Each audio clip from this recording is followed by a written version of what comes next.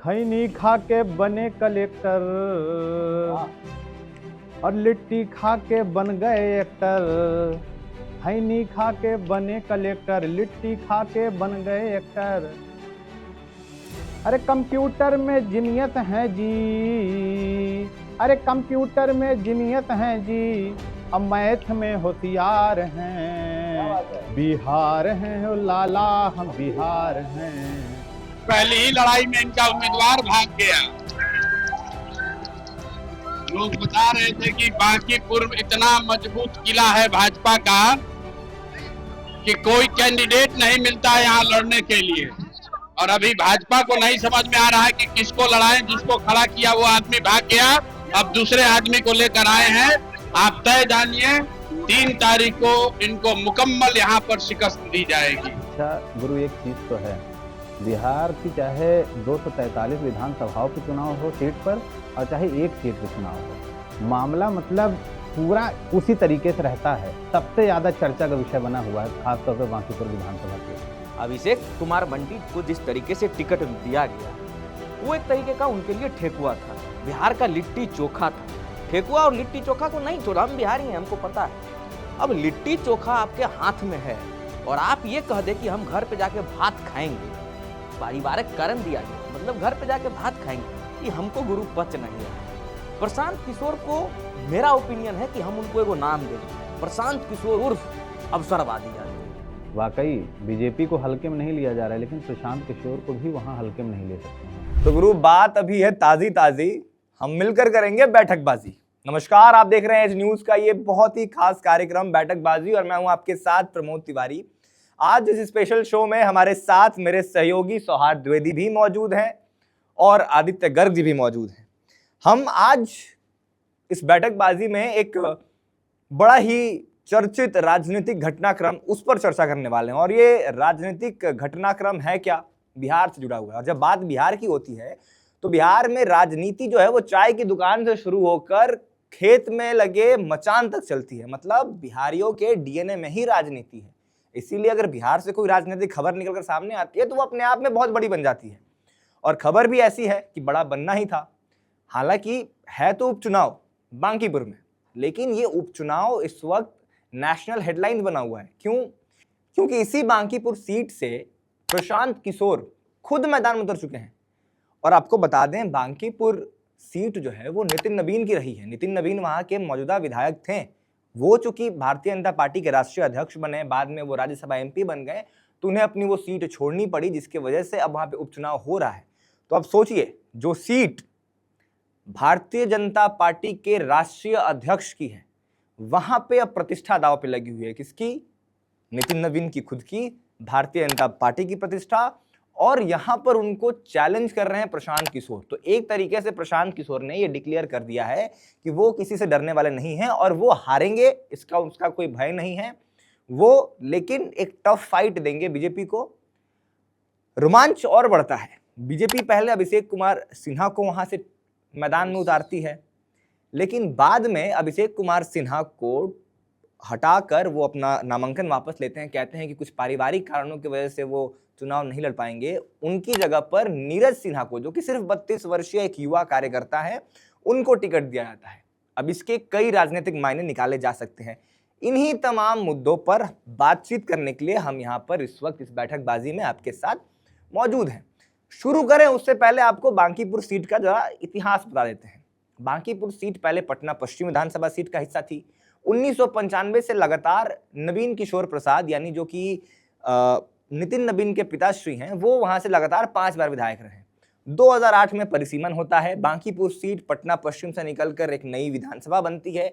2010 में पहली बार चुनाव होता है और वहीं से पहली बार विधायक बनते हैं नितिन नवीन। उसके बाद 2015, 2020 और 2025 में लगातार वहां से चुनाव जीतते हैं। पथ निर्माण मंत्री भी रहते हैं बिहार में। अब उनके राष्ट्रीय अध्यक्ष और राज्यसभा एमपी बनने की वजह से ये सीट हो चुकी है खाली। तो अब इस पर होगी चर्चा कि आखिर क्या होने वाला है 30 जुलाई को बांकीपुर विधानसभा के उपचुनाव में। चर्चा शुरू करें उससे पहले, चूंकि मामला बिहार से जुड़ा हुआ है, तो सौहार्द बाबू कुछ हो जाए, एक आध कविता बिहार के लिए भोजपुरी में कुछ जो तैयार किए हो आप। मृणाल भाई का एक उनकी एक कविता है बिहार को लेके, बहुत पसंद है मुझे। कुछ छोटा सा गुनगुनाएंगे कि खैनी खा के बने कलेक्टर और लिट्टी खा के बन गए एक्टर। खैनी खा के बने कलेक्टर, लिट्टी खा के बन गए एक्टर। अरे कंप्यूटर में जीनियस हैं जी, अरे कंप्यूटर में जीनियस हैं जी, अब मैथ में होशियार हैं। बिहार हैं हो लाला, हम बिहार हैं, बिहार हैं रे भैया, हम बिहार हैं। क्या बात है, हम बिहार हैं, हम बिहार हैं, हम बिहार हैं। सोचिए ये यूपी से हैं, प्रयागराज से हैं, और ये भी इनको भी बिहार बिहार कहने पर मजबूर करते हैं। वो बिहार है, वो बिहार की खासियत है। अब आप सौहार्द जी बहुत दिनों से चिंता में थे कि प्रशांत किशोर को आखिर बिहार की जनता अपना क्यों नहीं रही। आपको क्या लग रहा है 30 जुलाई को 2025 की कसर जो थोड़ी सी 30 मन में रह गई है वो पूरी की जाएगी? क्या खाता खोलने वाली है जनसुराज? क्या प्रशांत किशोर राजनीतिक गलियारे में हलचल मचाने वाले हैं इस बार नतीजों के साथ? अब माहौल बदलने वाला है। अच्छा गुरु, एक चीज़ तो है, बिहार की चाहे 243 विधानसभाओं पे चुनाव हो सीट पर, और चाहे एक सीट पे चुनाव हो, मामला मतलब पूरा उसी तरीके से रहता है। सबसे ज़्यादा चर्चा का विषय बना हुआ है, खासतौर पे बांकीपुर विधानसभा सीट लेकर के। तो ये चीज़ तो है बिहार की कि अब इस सीट पे सबकी नज़रें गड़ी हुई हैं कि इस बार क्या कुछ होने वाला है। आपको बता दें कि जिस तरीके से प्रशांत किशोर के बयान सामने आ रहे हैं लेकर के कि बीजेपी को देख लीजिए कि उसको समझ में आ गया है कि हम टिकने वाले नहीं हैं, इसलिए खट देनी उनका प्रत्याशी चेंज हो गया है। अच्छा, मुझे लगता है कि क्या अगर हम अभिषेक बंटी से और ये क्या कहते हैं नीरज सिन्हा की तुलना कर दें तो क्या अभिषेक मजबूत प्रत्याशी थे ज़्यादा? तो ऐसा क्या हुआ, अभिषेक मतलब एक मजबूत प्रत्याशी अपना नाम पीछे क्यों ले लेगा? देखिए, अब आदित्य आप को जवाब दें, मैं थोड़ा ऑडियंस को एक बैकग्राउंड दे देता हूँ, थोड़ा कॉन्टेक्स्ट दे देता हूँ। अभिषेक कुमार बंटी, जिनका नाम अभिषेक कुमार सिन्हा भी है, उनको पहले प्रत्याशी बनाया गया। वो नितिन नबीन के बड़े घनिष्ठ माने जाते हैं। वो पूर्व में प्रदेश अध्यक्ष भी रह चुके हैं युवा मोर्चा के। इसके अलावा वो काफ़ी संघर्षशील नेता माने जाते हैं। वो बूथ लेवल से राजनीति करते हुए आए हैं और आज उन्होंने अपना नाम बनाया। बांकीपुर में ये भी कहा जाता है कि नितिन नबीन के कई कामकाज वो खुद देखते थे।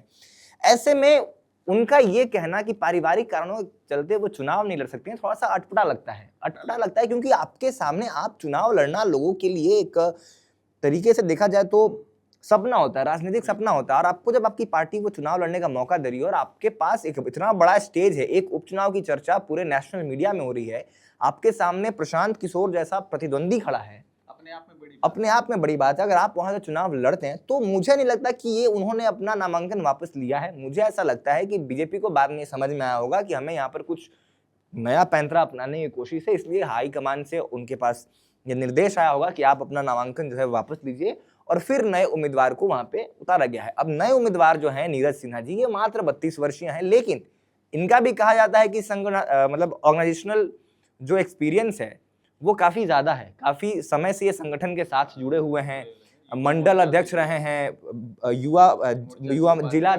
अध्यक्ष रहे हुए हैं। अभी भी जब इनको टिकट मिला ये मंडल अध्यक्ष थे, तो मंडल अध्यक्ष भाजपा में होना मतलब आप 32 वर्ष की उम्र में मंडल अध्यक्ष है, मतलब आप अच्छी खासी पकड़ तो आपकी है। वैसे ये रहने वाले हैं नवादा के, लेकिन इनको टिकट दिया गया है बांकीपुर विधानसभा सीट से। तो बाबू क्या लगता है कि जैसा प्रशांत किशोर दावा कर रहे हैं कि भूचाल आने वाला है बिहार की राजनीति में? दो तरीके से इस बात को करेंगे। देखिए, पहले तो बिहार की पावन पृष्ठभूमि से आते हैं और तमाम बिहार के जो दर्शक हैं करिएगा अभिनंदन इस हमारे शो का। अब आते हैं मुद्दे पर, बांकीपुर पर। देखिए, बिहार के हम हैं, बिहार में वो प्रसिद्ध है हमारा छठ का प्रसाद ठेकुआ। ठेकुआ अगर आपको हाथ में कोई दे देना, आप वापस तो नहीं कीजिएगा। सही बात है। अगर आप नहीं भी खाते हैं, आप अपने बच्चों के लिए लेके जाइएगा। वैसे आप बिहार से हैं तो ठेकुआ से आपका कितना लगाव होगा। तो वही है बांकीपुर सीट, जहां इतना विधानसभा सीट की इतनी चर्चा नहीं हुई। एक सीट सरकार पहले से बीजेपी की बनी हुई है, नेशनल मीडिया से लेकर सब इस सीट के बारे में बात कर रहे हैं। अब बात करते हैं अभिषेक भैया की। अभिषेक कुमार बंटी को जिस तरीके से टिकट दिया गया वो एक तरीके का उनके लिए ठेकुआ था, बिहार का लिट्टी चोखा था। ठेकुआ और लिट्टी चोखा को नहीं छोड़ा, हम बिहारी हैं, हमको पता है। अब लिट्टी चोखा आपके हाथ में है और आप ये कह दे कि हम घर पे जाके भात खाएंगे, पारिवारिक कारण दिया गया, मतलब घर पे जाके भात खाएंगे, ये हमको गुरु पच नहीं रहा है। गुरु मामला ये नहीं, अभी हमको बोलने दीजिए पहले गुरु। ये मामला हमको पच नहीं रहा, बिहार की जनता आपको भी ये पच नहीं रहा होगा। देखिए कुछ कलह है बीजेपी के अंदर। और देखिए, और अब आपने एक सवाल और किया था प्रशांत किशोर के बारे में। प्रशांत किशोर जब 2025 में विधानसभा चुनाव हुआ बिहार में, कहीं से नहीं लड़े। प्रशांत किशोर को मेरा ओपिनियन है कि हम उनको एगो नाम दे दें, प्रशांत किशोर उर्फ अवसरवादी आदमी। देखिए हम अब ऐसा क्यों कह रहे हैं, जब आप 2025 में आप हमको इस पर काट सकते हैं, लेकिन आप पहले मेरा तथ्य सुनिए। अवसरवादी आदमी कैसे है? अब देखिए बीजेपी अभी मुश्किल में है। सम्राट चौधरी खुद बिहार के जो मुख्यमंत्री नीतीश कुमार के चेहरे पर बिहार का चुनाव लड़ा गया। बीजेपी के हाथ में बिहार की चुनाव आई, लेकिन चेहरा कौन थे? नीतीश कुमार। नीतीश कुमार अब रहे नहीं। जब रहे नहीं मतलब रहे नहीं मतलब मुख्यमंत्री बिहार के नहीं रहे, मुख्यमंत्री नहीं तो रहे। उस हिसाब से जिस तरीके से सम्राट चौधरी की हम बात करें, सम्राट चौधरी को लेके एज अ बिहारी हम भी, हमारे मन में अनेक सवाल है। और हर एक इंडिविजुअल, एक आदमी, एक बच्चा को अगर आप बिहार से खड़ा कीजिएगा और पूछेगा सम्राट चौधरी के बारे में, एक संदेह, एक सवाल है। बीजेपी यहाँ घिरी हुई है। और राम मंदिर चाहवा चोरी बीजेपी, और ये आप इथेनॉल का भी देख लीजिए, तमाम मुद्दों से बीजेपी अभी घिरी हुई है। ऐसा नहीं है कि बीजेपी को चुनाव लड़ना नहीं आता है, लेकिन एक टाइम आता है जब आप चारों तरीके से घिरे रहते हैं। तो अवसरवादी आदमी हमने इसीलिए प्रशांत किशोर को कहा कि सीट गरमाया हुआ मुद्दा है, बीजेपी अपना प्रत्याशी बदल चुके हैं। अब बीजेपी पे एक और लग रहा है कि आप डर गए वहां से, आप इसलिए 32 वर्षीय। लेकिन देखिए नितिन नवीन जिस तरीके से वहां से इतने दिन से विधायक रहे हैं, डरने वाली बात नहीं है। और हम पक्ष किसी का नहीं ले रहे, पूरा सिनेरियो खोल के रख देते हैं आपके सामने। अब क्या लग रहा है कि देखिए बिहार में जनसुराज का है कुछ नहीं, एक भी सीट नहीं है। अब हैं वो जनसुराज के सूत्रधार हो गए खड़ा। अगर ये जो बीजेपी के अंदर कलह चल रहा है और जिस तरीके से प्रत्याशी बदला गया, और जनता सोच ही रही है कि बिहार में बीजेपी की सरकार है ही, अपने बातचीत को ज़्यादा लंबा खींचेंगे नहीं, जनता है ही, तो अगर एक विधायक कहीं से सोच के देखिए कि पिंच भर भी मौका मिल जाता है तो निकल जाएंगे। इसीलिए उन्होंने दावा कर दिया है कि हमको आप जितवा के देखिए 242 के एकदम नाक में हम दम पानी भर देंगे। ये सब तो बयानबाजी चलता रहेगा, लेकिन अवसरवादी हैं वो। बिहार की जनता ने उनको ठुकरा चुका है और उनको बहुत अच्छे से पता था कि 2025 में वो खुद के भी दम पर सीट नहीं लाएंगे। बहुत पढ़े लिखे हैं, ग्राउंड की उनको जानकारी नहीं है, लेकिन अवसर तलाश करके और वहां से। और अभी जो एक संस्करण और आया था वहां आरजेडी वाला जो बात आपने कहा था, वोट काटने वाली बात, ये भी संस्करण अब खत्म हो चुका है। आरजेडी की सरकार है नहीं, तो हो सकता है प्रशांत बाबू वहां से अपना सीट निकाल ले जाए, लेकिन आप बीजेपी को हल्के में नहीं आंक सकते हैं। चलिए आदित्य एक मिनट हम चर्चा को आगे बढ़ाएं। उससे पहले मैं आपको एक वीडियो दिखाना चाहता हूं जो अभिषेक कुमार सिन्हा ने अपना नॉमिनेशन वापस लेते हुए कहा था। सुनिए क्या कहा था उन्होंने। मुझे भारतीय जनता पार्टी ने बांकीपुर विधानसभा में उपचुनाव में एनडीए का प्रत्याशी बनाया था। उसके लिए केंद्रीय नेतृत्व, प्रदेश नेतृत्व का मैं आभार व्यक्त करता हूं। विनम्रता के साथ आपको आग्रह करना चाहता हूं कि मैं पारिवारिक कारण से विधानसभा उपचुनाव लड़ने में असमर्थ हूं। मैं एक कार्यकर्ता के नाते निष्ठापूर्वक सेवा देते रहूंगा। अब आपको हम सुनाते हैं कि इस पर प्रशांत किशोर ने क्या प्रतिक्रिया दी थी। ये प्रशांत किशोर एक रैली को संबोधित कर रहे थे, कोई रोड शो कर रहे थे, अपने लोगों से मिल रहे थे। उन्होंने इस पूरे मुद्दे पर क्या कहा, सुनिए। पहली ही लड़ाई में इनका उम्मीदवार भाग गया।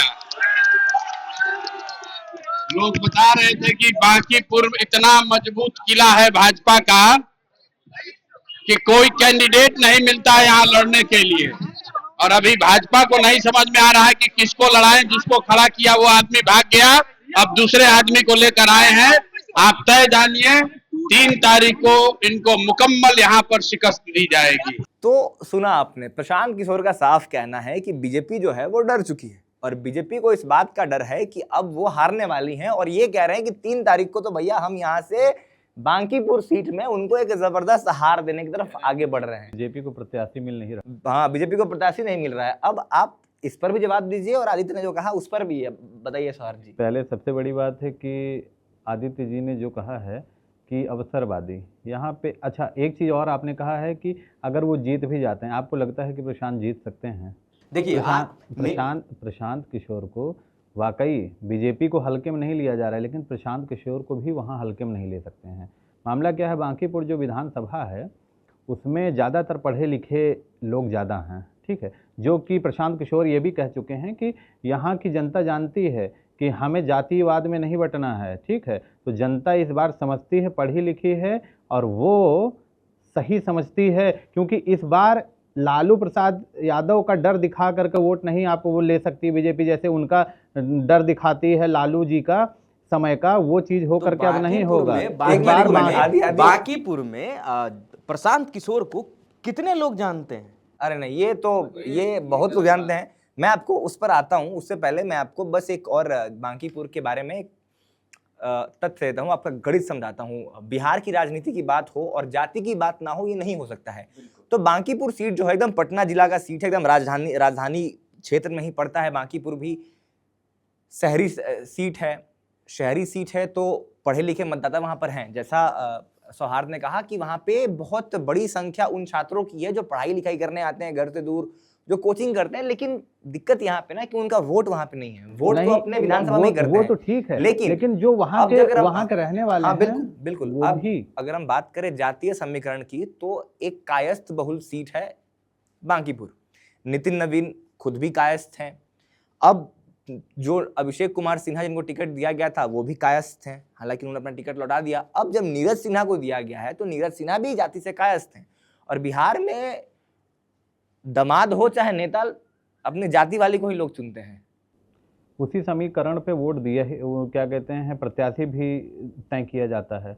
तो आपको क्या लगता है कि अभिषेक सिंह क्या इनसे कमजोर प्रत्याशी थोड़ी थे? अभिषेक सिंह एक आप मानिए तो जमीनी नेता वो भी रहे, बड़े शानदार क्या कहते हैं, उनका क्षेत्र में अपना प्रभाव है, ठीक है। अब उसके बाद आप नीरज जी को देखेंगे तो इनका मेन जो है टिकट मिलने का, लोगों का कहना है कि इनके जो चाचा जी थे वो बड़े समय से संघ से भी जुड़े थे और वो संगठन से जुड़े हुए। नहीं, देखिए इस मुद्दा में हमको ऐसा बात नहीं लगता है। नितिन नवीन खुद अभिषेक कुमार से बहुत जुड़े हुए थे और नितिन नवीन का बांकीपुर एक गढ़ माना जाता है बीजेपी का, और वहां से वो विधायकी कभी हारे भी नहीं है।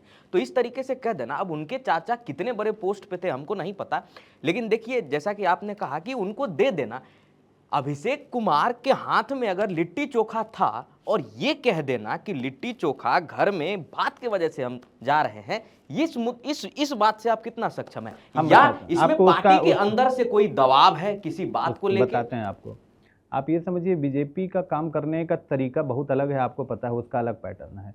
वो उस व्यक्ति को भी टिकट देता है जो क्या कहते हैं मोची का काम करने वाले। अरे बंगाल में बर्तन मांजने वाली कविता माझी को मंत्री बना दिया। आप समझिए कि वो जो चीज उनको करना है वो अलग तरीके से करते हैं। उनको अपने पुराने से पुराने क्या कहते हैं कार्यकर्ता, जो कभी कार्यकर्ता पूर्व में रहे हैं, उनको ध्यान में रखते हुए भी उसका आज उनको फल देना पड़ता है उनको। तो वो चीज भी बीजेपी करती है। और दूसरी चीज जो आपने कहा है कि आपको क्या लगता है कि ऊपर आला हाईकमान से, आपको क्या लगता है शिवराज सिंह चौहान वाले मामले में उनके हाथ में तो लड्डू काजू कतली था ना, लेकिन उनसे कहा गया है आपको ये कहना है कि हम ये काजू कतली दूसरे के हाथ में सौंप रहे हैं गुरु। नहीं, लेकिन यहाँ सौंपने की, यहाँ पर आप अभिषेक कुमार का बयान सुने, उन्होंने क्या बोला? उन्होंने कहा है पारिवारिक कारण के वजह। नहीं तो आप ये थोड़ी बोलेंगे हम से हाई कमान ने कहा है। आप सारा सवाल के जवाब को तोड़ मरोड़ कर पेश कर रहे हैं। मेरा बस एक, आप हाँ या ना में हमको जवाब दीजिए। मेरा बस आपसे एक ही चीज पूछना है कि अभिषेक बाबू के हाथ में लड्डू तैयार था। तो वही तो हम भी कह रहे हैं कि उनके हाथ में लड्डू था, लेकिन उनको हाईकमान ने कहा कि आप ये लड्डू जो है आप खाइए मत। क्या बोलिए ना ऐसे। अच्छा, कौन राजनीतिक दल आगे सामने कहेगा? वो तो पर्दे के पीछे की बात है, वो हमारे और आपके समझने के लिए, हमारे और आपकी समझ के ऊपर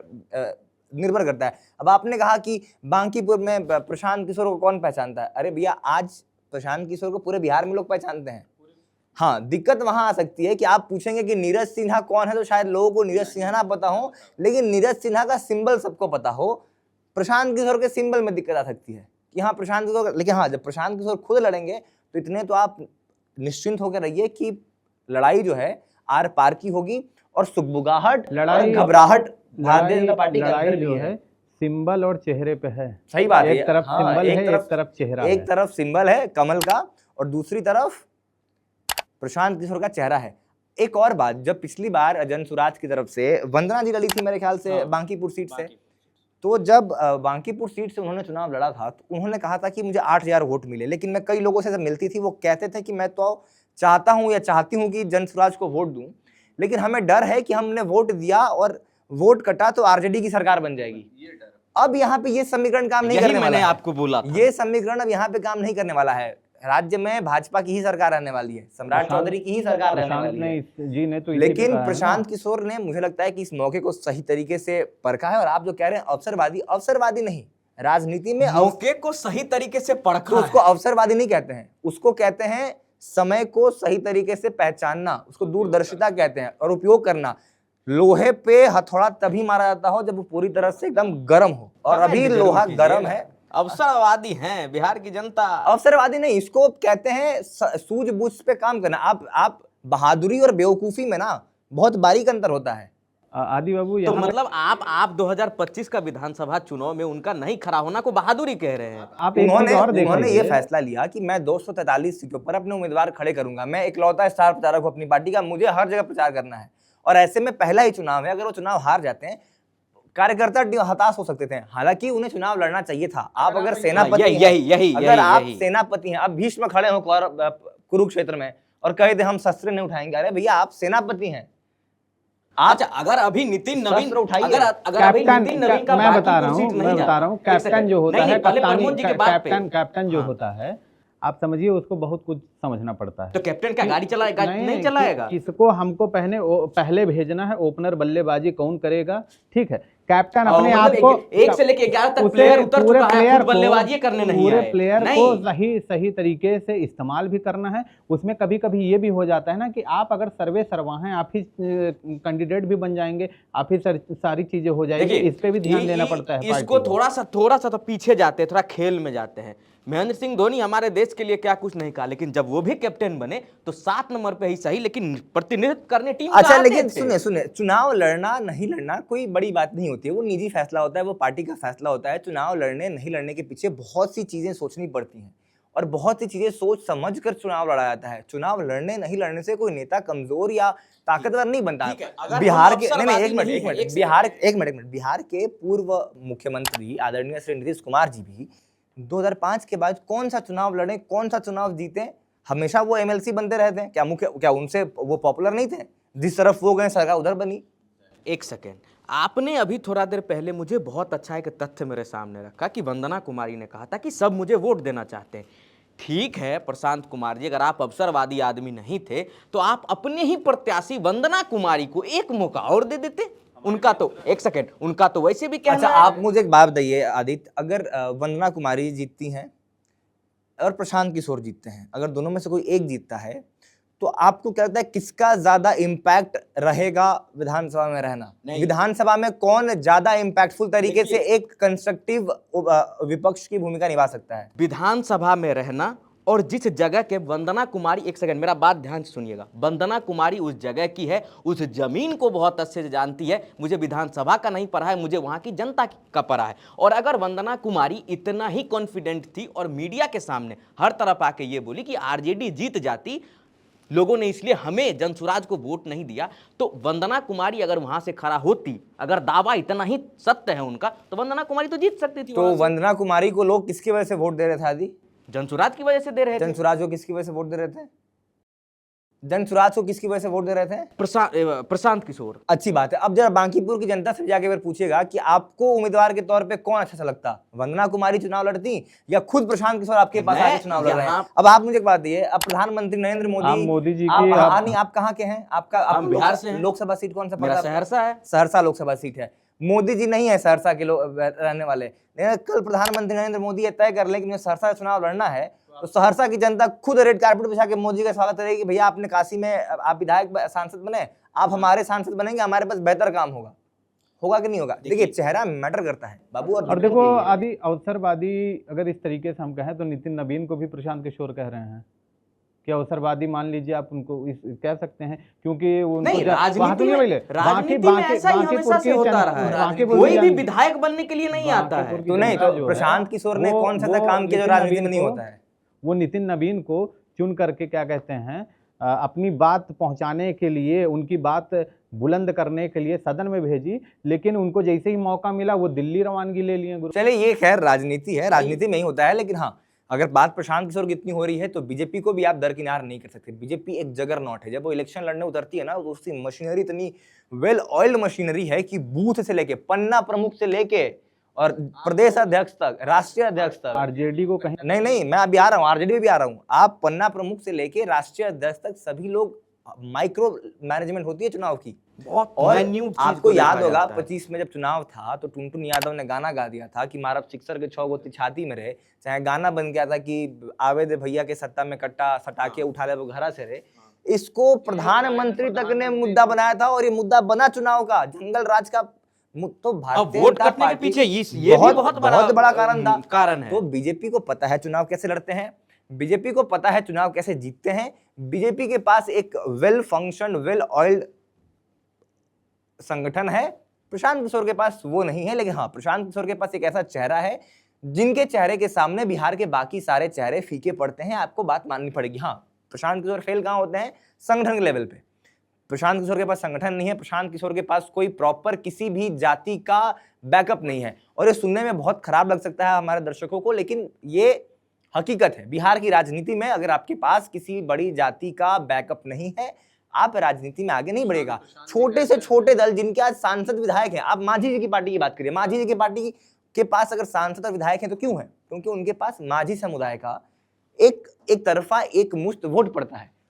तो प्रशांत किशोर लैक्स दैट कि हम किसी जाति पर, देखिए, प्रशांत किशोर को कहने दीजिए। प्रशांत किशोर ने भी जब 243 जाति पाति पर वोट बिल्कुल उनका तो जब आपने 243 सीटों पर जब चुनाव अपने उम्मीदवार उतारे थे, वहां क्या था? वो भी आप ब्रह्मपुर से तिवारी जी को टिकट दे रहे हैं, भूमिहार थे।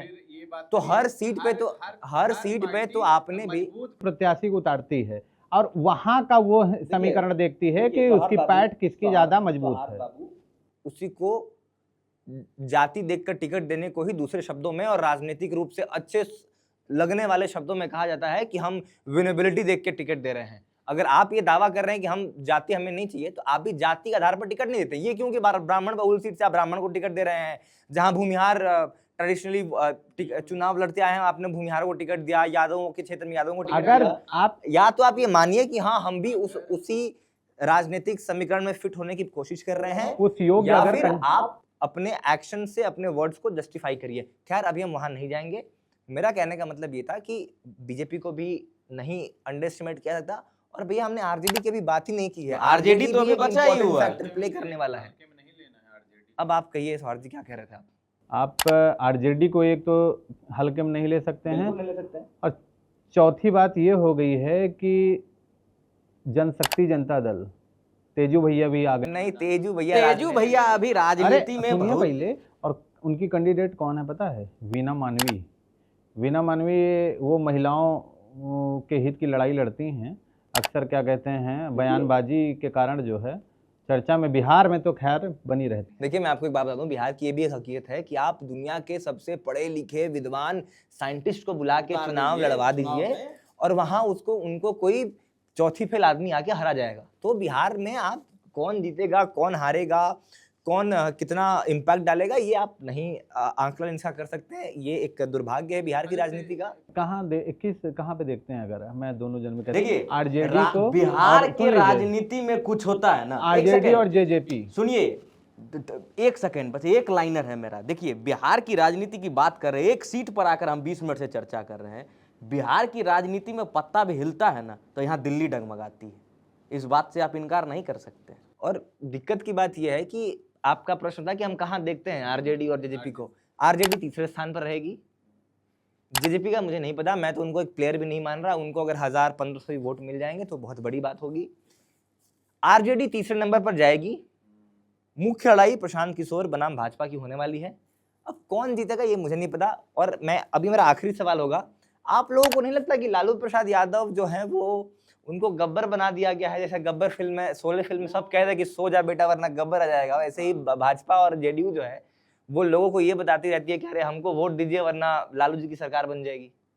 भाई देखिए, उसी पे बिहार की राजनीति होती है उसी के इर्द गिर्द। नहीं देखिए, अगर बिहार की आप राजनीति हो रही है तो लालू प्रसाद यादव का नाम नहीं आएगा, राबड़ी देवी का नाम नहीं आएगा, तो राजनीति नहीं हो देखिए सकती। अब और राजनीति उसी पे खासतौर पे भारतीय जनता पार्टी जो है उन्हीं के मुद्दों को बना करके ही वो अपनी ढाल की तरह प्रयोग करती है एक तरीके से। जैसे मोदी जी आए, नहीं, हमारा स्वार्थ पिक्चर बाबू, पे 6 स्वार्थ गोली बाबू रहे, पूरा तो ये जंगल राज, वो जंगल राज उनको पता है ना कि इस सीन को आपको बार बार दोहराना है, लोगों के नजर में आती रहे, तो वो बात रिपीट होती रहती है, तो वो फॉर्मूला लेकर के बीजेपी। अच्छा, अगर ये लास्ट सवाल है तो ये अभी तक इतने कन्वर्सेशन में हमने आपको कभी काटा नहीं, इस बार ही काटूंगा। देखिए, बिहार की जनता बहुत अच्छे से जानती है जब नीतीश कुमार का सरकार आया उससे पहले बिहार का क्या हाल। और आपने अभी बात कहा कि जंगल राज के नाम पे लड़ते हैं, आप बिहार को कितना करीब से जानते हैं? हम बिहार को बहुत करीब से जानते हैं, और बिहार के एक बस्ती में, एक गांव में, एक छोटे से गांव में पैदा हुए। हमारे जब लालू की सरकार थी वहां पर, तो हमारे जो वहां लोग थे वो 6 बजे शाम के बाद रोड पे नहीं निकलते थे, और ये बात हकीकत है। देखिए, बात इसको सच या झूठ की बात नहीं कह रही है, हमारी बात ये हो रही है कि लालू प्रसाद यादव की सत्ता गए 20 साल से अधिक हो चुकी है, लेकिन आज भी वो बिहार की राजनीति ये में जो इस तमगा कदर लगा है ये प्रासंगिक कब है हटेगा? कि आज भी बिहार में राजनीति दो ही तरीके की होती है, इधर एंटी लालू और फॉर लालू। यही बिहार की राजनीति की धुरी में लालू प्रसाद यादव ही हैं। खैर, बिहार की राजनीति की बात होगी। फिर अभी बात है कि लालू जी के ऊपर जो ये दाग लगा है ये कब हटेगा? आखिर कब तक उस दाग पे लोग चुनाव? तब हटेगा जब वो पूरी पुरानी परंपरा, पुरानी पीढ़ी जब खत्म होगी, जब लोगों के मन में जब तक, अब देखिए, अब किसी को चोट लगा है, अब किसी को कोई ट्रॉमा है, तो आप उस आदमी को कब तक ट्रॉमा रहेगा ये सवाल नहीं पूछ सकते हैं। अरे अंग्रेज के जाए इस देश से कितना टाइम हो गया, अभी भी हम फूट डालो राज करो की बात करते हैं, कहाँ हमारे जहन से वो चीज निकल गया है? तो अब वो स्मृतियां ऐसी हैं कि जब तक बिहार की राजनीति रहेगी तब तक वो बातें होती रहेंगी। फिलहाल हमारा मुद्दा वो नहीं था। अंतिम सवाल बीजेपी ये चीजें क्यों नहीं देखती है कि वही उसी की आरजेडी से ही वही लालू प्रसाद यादव के सबसे करीबी सम्राट चौधरी के पिताजी, हाँ, अगर राजनीति में इतनी ही मोरालिटी बची होती तो फिर राजनीति बेहतर होती देश में ना। राजनीति सब करने, तो वो अब सवाल का उत्तर बीजेपी देगी। खैर, हमारा मुद्दा वो नहीं था, हमारा था बांकीपुर का मुद्दा। तो अब मेरा आखिरी सवाल आप दोनों से एक एक शब्द में आंसर दिएगा, कौन जीत रहा है, बीजेपी, प्रशांत किशोर? भाई, इस पे तो कहना बड़ा कठिन लग रहा है, लेकिन न तो बीजेपी को हल्के में ले सकते हैं ना प्रशांत को।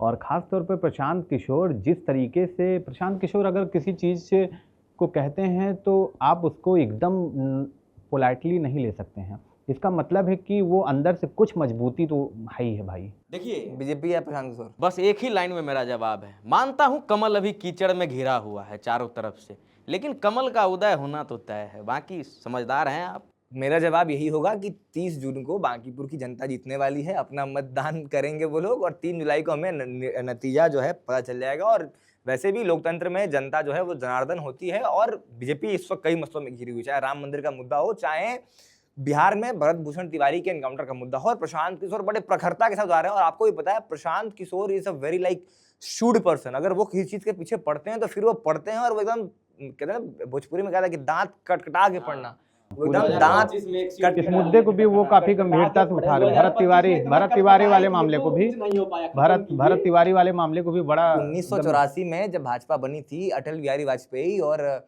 जब पहला चुनाव लड़ा था भाजपा ने, अटल बिहारी वाजपेयी और लाल कृष्ण आडवाणी भी चुनाव नहीं देते हैं। खैर, राजनीति है, राजनीति में समय कब बदलेगा किसी को पता नहीं चलता है। क्या फैसला होगा 3 जुलाई को, 3 अगस्त को हमें पता चल जाएगा, और हम नतीजे आने के बाद वापस से कोशिश करेंगे कि आपसे इस तरीके से रूबरू हों इस पूरे मुद्दे पर, और चुनाव का विश्लेषण करें कि चुनाव में किस किस फैक्टर ने किस किस के पक्ष में काम किया, उस पर भी हम बात करेंगे। फिलहाल हमारे बैठकबाजी के इस एपिसोड में सिर्फ इतना ही। आप अपना फीडबैक जरूर दीजिएगा कि आप किन किन की बातों से और कौन कौन सी बातों से सहमत हैं, और 30 जुलाई को बांकीपुर में क्या होने वाला है। फिलहाल इस एपिसोड में सिर्फ इतना ही। देश और दुनिया की तमाम बड़ी खबरों के लिए देखते रहे एज न्यूज।